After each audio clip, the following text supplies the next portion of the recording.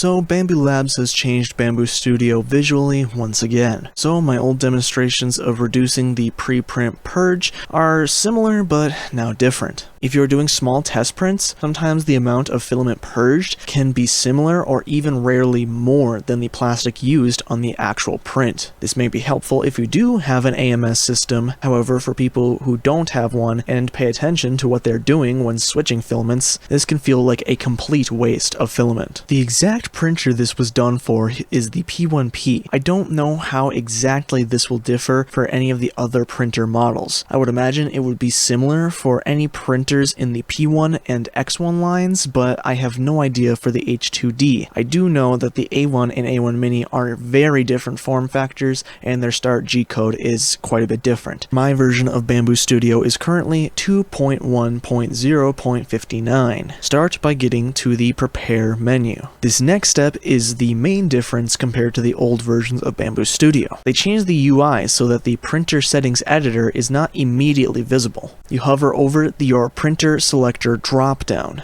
Do not click on the drop-down, just hover over it. The pad and pencil symbol should show up currently in the top right corner of the printer selector drop-down window. Click on that. From here, the process should be the same. Go to the Machine G-Code tab. Make sure your window is scrolled all the way to the top and focus on the Machine Start G-Code window. We are looking for one of these style of notes saying turn on filament runout detection. You can click and hold the down arrow to have it slowly pan through the text. Around here is where this note currently lies on the scroll bar. Under that note, 5 lines down, we have the line that we need to change. The line says G1, E50, and F200. We need to focus on the E value here. This is the extrusion value of how much will be purged. If you want to reduce the amount purged, just simply reduce the number. I use 15. If you want to remove the purge, change the value to 0.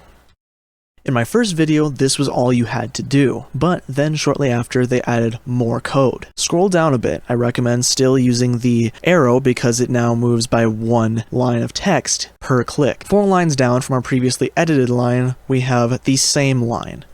We have the same line. This E value needs to be changed as well. The 2 extrusion lines do not have to be the same values. They can be mixed and matched depending on what you want, but personally, I just set them both to 0, resulting in no purge other than occasional oozing.